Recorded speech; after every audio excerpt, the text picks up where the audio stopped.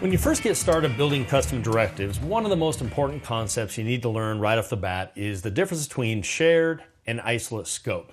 Shared scope you might be comfortable and familiar with because we have controllers and they can have nested controllers in a view, and so our scope kind of inherits down, and that's natively built into AngularJS. Now, isolate scope, if you've ever built any custom directives, you might have run into this, but if not, it's a really important concept, and really that'll be the focus of this particular module. So let's jump into the agenda before we get any further. So the first thing we're going to talk about is the difference between shared and isolate scope.